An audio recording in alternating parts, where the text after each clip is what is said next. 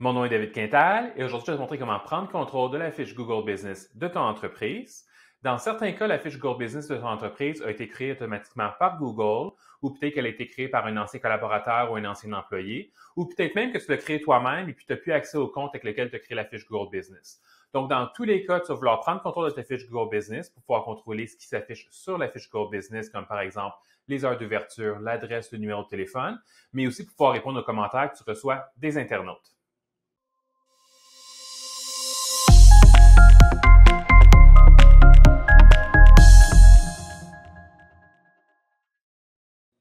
La première chose que tu vas vouloir faire, c'est que tu te connecter au service Google Business avec ton compte Google. Donc, Google Business, ça se trouve à l'adresse que tu vois ici en haut, business.google.com. Donc, quand tu es sur ce site web-là, tu dois te connecter avec ton compte Google. Si tu as une adresse de courriel Gmail, tu as nécessairement un compte Google. Alors, tu pourrais te connecter avec ton compte Gmail et puis de là prendre contrôle de la fiche Google Business. Ou tu pourrais aussi te créer un nouveau compte Google avec ton adresse professionnelle, ton adresse à le nom de domaine de ton site web. C'est vraiment ta guise si tu veux contrôler la fiche Google Business de ton entreprise avec ton compte personnel Gmail ou avec un compte Google que tu vas créer pour ton entreprise. Une fois que ça c'est fait, tu vas voir un écran qui va soit ressembler à ce que tu vois en ce moment à mon écran, qui est l'écran pour la gestion des entreprises, ou bien Google va te demander est-ce que tu aimerais créer ta nouvelle fiche Google Business. À ce moment-là, ce qu'on va faire, vu qu'on sait qu'on veut prendre contrôle d'une fiche existante, on va plutôt aller sur Google Search. On va chercher pour toi, tu vas chercher pour le nom de ton entreprise. Fait que là, ici, dans mon exemple, on va chercher pour la fiche de l'organisme Parsem. Donc, quand tu cherches par le nom de ton entreprise, à moins que ton entreprise soit juste des mots dictionnaires ou un mot directement du dictionnaire, à ce moment-là, il y a des bonnes chances que la fiche Google Business apparaisse à droite ici dans les résultats de recherche. Donc, la fiche signalétique que tu vois ici, ça vient de Google Business. Puis, tout ce que tu as à faire en réalité pour prendre contrôle de la fiche, c'est cliquer sur « Vous possédez cette entreprise ». Et puis là, dans le cas de cette fiche-là en particulier, elle est contrôlée par quelqu'un chez Parsem. Donc, ce que ça me dit ici à l'écran, c'est que justement, quelqu'un chez Parsem contrôle déjà cette fiche Google Business-là. Ça me montre un aperçu de c'est quoi l'adresse de courriel de la personne en question. Puis là, je peux dire, ben j'aimerais demander accès à cette personne-là. Donc, je clique le bouton ici. Et puis après ça, je dois remplir les informations pour dire qui je suis. Et puis la personne qui contrôle présentement la fiche Google Business, si je fais la prochaine étape où je remplis le formulaire puis je clique envoyer, je ne le ferai pas aujourd'hui pour la vidéo, mais si je me rendrai jusqu'à la fin, la personne recevra un courriel de Google lui disant David Quintal de Winovio aimerait prendre contrôle de ta fiche Google Business. Est-ce que tu es d'accord? Puis à ce moment-là, la personne elle a trois choses qu'elle peut faire. Elle peut soit dire oui, puis à ce moment-là, ben tant mieux, tu as accès à ta fiche Google Business, puis tu peux faire ce que tu veux avec. Elle peut répondre non. Puis à ce moment-là, si elle répond non, je pense que tu n'as pas vraiment d'autres recours, à part peut-être contacter le service client de Google. Puis à ce moment-là, bonne chance. C'est pas toujours commode de contacter le service client de Google. La troisième chose que la personne peut faire, c'est finalement rien du tout, donc ne pas répondre au courriel. Alors, idéalement, tu aimerais que la personne réponde oui pour que tu puisses prendre contrôle. Et puis, ton deuxième choix, ce serait que la personne fasse rien du tout. Parce que si la personne ne répond pas au courriel reçu de Google, au bout de 7 jours, tu peux retourner au business.google.com. Tu te connectes avec le même compte Google Business avec lequel tu as fait la demande. Puis de là, tu peux dire à Google, ben j'ai pas reçu de réponse, je veux maintenant prendre contrôle. Et puis, Google va te donner l'option de prendre contrôle de la fiche Google Business, étant donné que la personne ne s'est pas opposée. Donc, c'est comme ça que tu vas faire pour prendre contrôle d'une fiche Google Business qui a déjà été créée par quelqu'un et puis qu'en ce moment, il y a quelqu'un qui contrôle la fiche Google Business. Donc, ça, c'est la première possibilité que tu vas rencontrer si tu veux prendre contrôle d'une fiche Google Business. La deuxième possibilité, c'est si, par exemple, la fiche Google Business de ton entreprise a été créée automatiquement par Google ou elle a été créée par quelqu'un à un certain moment donné, mais le compte Google de cette personne-là a été supprimé ou a été suspendu, et puis il n'y a plus personne qui contrôle la fiche Google Business comme telle.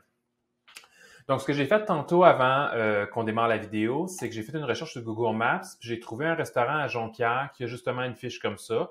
Il y a une fiche Google Business qui apparaît dans ce cas-ci sur Google Maps. Donc, la fiche signalétique que tu vois à gauche, ça vient de Google Business. Alors, les informations de Google Business sont autant affichées dans les résultats de recherche, comme qu'on a vu il y a un instant pour Parsem, que ce que tu vois en ce moment à mon écran sur Google Maps. Donc, c'est la même fiche signalétique finalement qui apparaît sur les deux plateformes. Dans le cas de ce restaurant-là, ils ont une fiche Google Business qui semblerait que personne contrôle. Alors, quand j'ai trouvé la fiche Google Business sur Google Maps ou sur Google Search, je peux venir cliquer le lien ici, revendiquer cet établissement. Là, à ce moment-là, il va me demander de confirmer que je veux bel et bien gérer avec le compte avec lequel je suis connecté en ce moment sur Google. Je vais dire oui, c'est bel et bien ça. Je veux gérer cette fiche-là. Et puis là, après ça, rendu à l'étape suivante, tu vas avoir différentes options. Ça va dépendre des coordonnées qui ont été entrées dans la fiche Google Business. Donc, si, comme c'est le cas ici, il y a un numéro de téléphone qui a été rentré sur la fiche Google Business, une des options que Google va te donner, c'est qu'un robot de Google appelle à ce numéro de téléphone-là. Puis quand quelqu'un va décrocher la ligne téléphonique, ça va donner une série de chiffres au téléphone.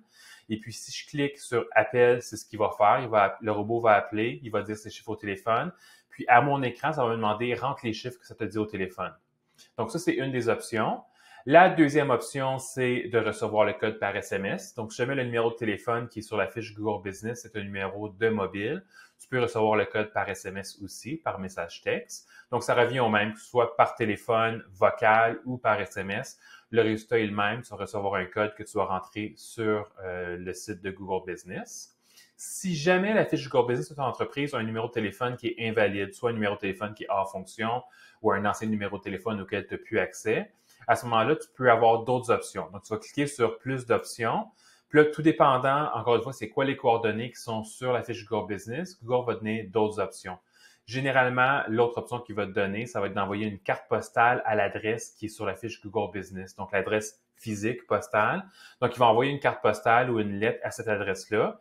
Ça prend environ 10 jours pour se rendre à destination. Et puis, dans cette enveloppe-là, il va avoir un code. Encore une fois, c'est le même principe, c'est un code numérique.